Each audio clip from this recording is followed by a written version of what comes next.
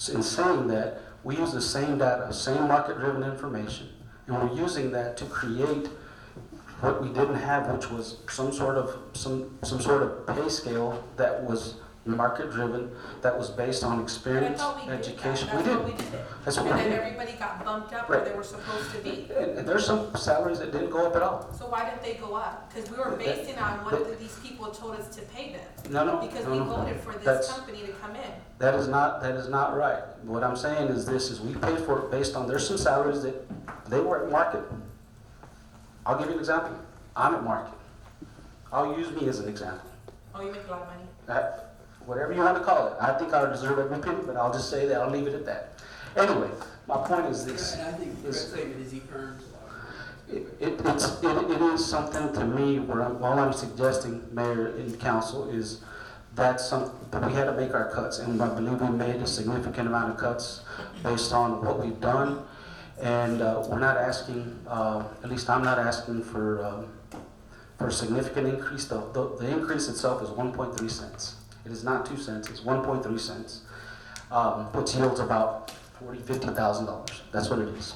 If we need to cut $50,000 somewhere, I'm out of ideas. So that's all I got. Council, we've been meeting, I guess, for 6 or 7 times. We started back in June on this, and it is a lot of effort that's put into this. Again, I commend the staff and the department heads for working so diligently to do this. Well, folks, there is a lot of challenges. There's a lot of challenges, and we've got a lot of big ticket things coming down the pipes. You know, a concern too is just the things that we can't see. And I made this note when we were looking at our budget and looking at the expense side. We are in a high inflationary period, and we didn't inflate our expense side very much, and that certainly concerns me. And you just don't know. You don't know the things that happen and things that come, and so we must be prepared for that. In addition to, as you all know, the big projects that are looking at us in the face, some major infrastructure things that we're going to need to do to pay for. This tax increase, which again, Fred, the total dollar increase is $50,000. Somewhere around there, and the impact on the $60,000 house would be how much? It's all in the budget. I have to go. Anyway, it's dollars. The difference is dollars, and I'll remind you guys, our city budget is $12 million. This is the ad valorem tax aspect, the tax that you guys pay is $2 million of that, and so it is a small part of what we generate. Half of the budget is utilities. A good half of the other part comes from sales tax. So it's something that we're faced with every year. I think most of us are taxpayers, and we don't like paying higher taxes, but it is at a point where we just, there's only so much that we can do. And we continue to cut as we move forward with some of these bigger expenses. The folks are going to have to look at borrowing money to do these large projects. It's going to make it very difficult if we don't have this vehicle in place. That being said, Council, I can appreciate the fact that it is a tough decision, but it is one that I hope you've searched your heart about doing what we need to do. Now, I will say again for those folks that have come in, I vote, the mayor votes in the case of a tie. I think it's important to you, the citizens, and the staff. You know how I feel, so I'm going to show either support or favor for this. If it is a tie, then that will be my vote, and it will count. If it's not a tie, if you get to one way or the other, if it's not tied, then the citizens know where I stand. It's important that you know that. So with that being said, Council, we have a motion, we have a second. Is there any other questions? Yes, Mr. Mayor, so I just want to, like we stated before, we say we need a tax increase for certain projects like that. But again,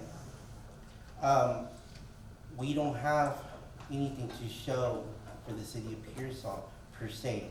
I think we're starting off an economic development plan that will bring growth into the city will evidently help this infrastructure.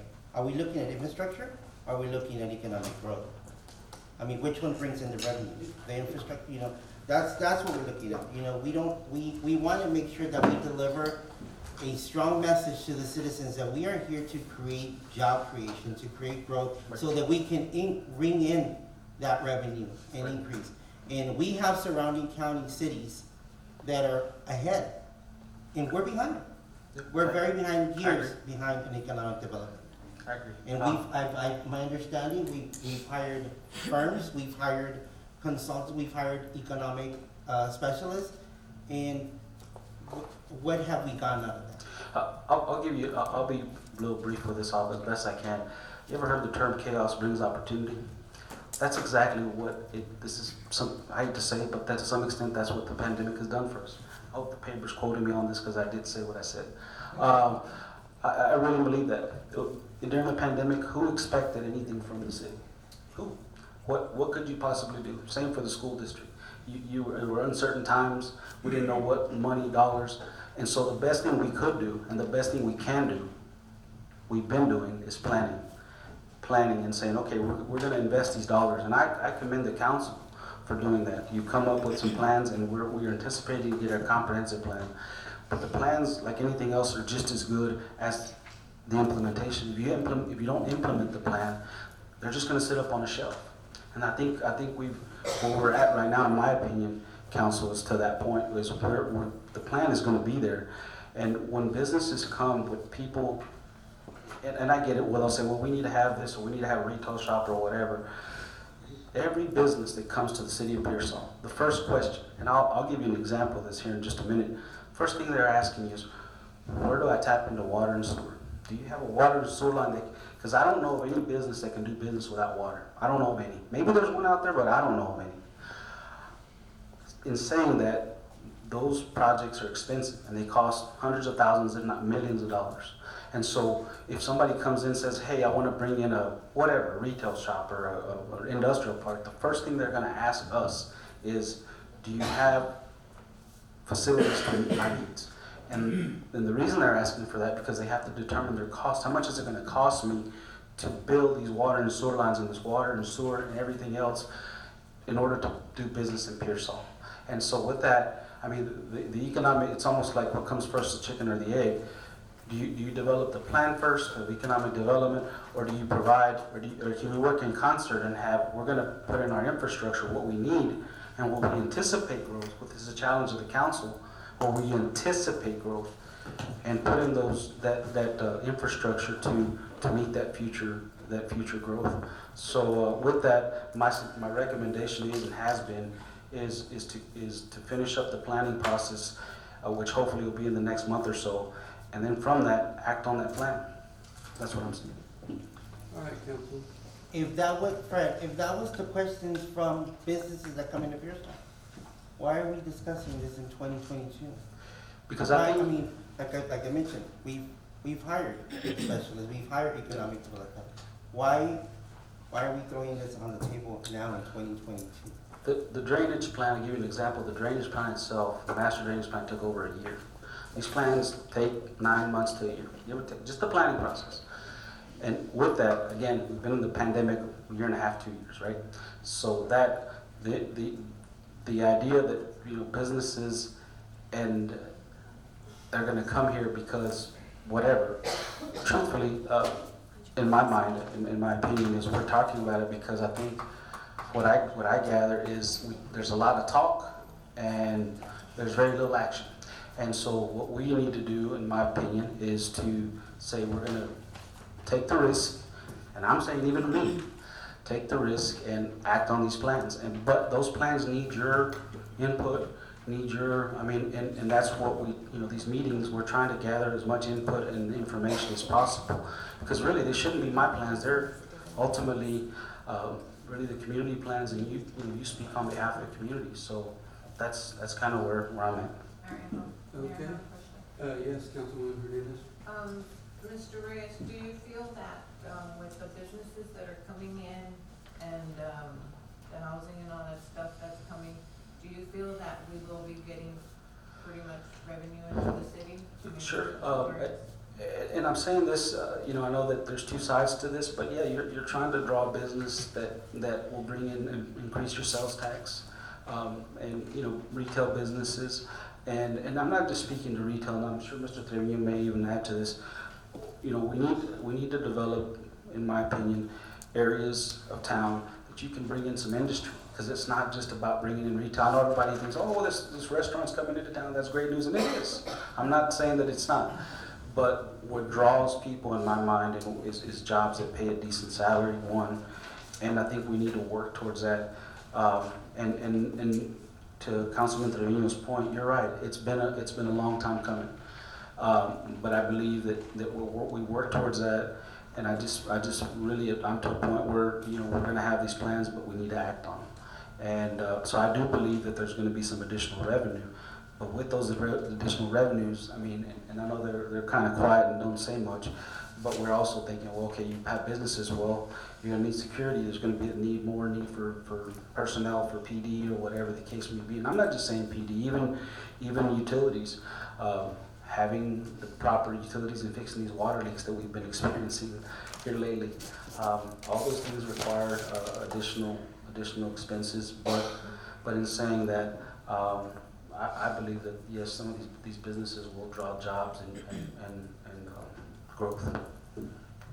Okay, Councilman. Well, at that point, we have a motion and a second on the table. This is a roll call vote. Again, I'm going to be on the list, and so mine will be either support for or against. At this time, we'll call for a vote. Just for the record, Ben Briscoe, My vote is for the increase. Selena Rodriguez, Against the tax increase. Sonia Hernandez, I'm gonna do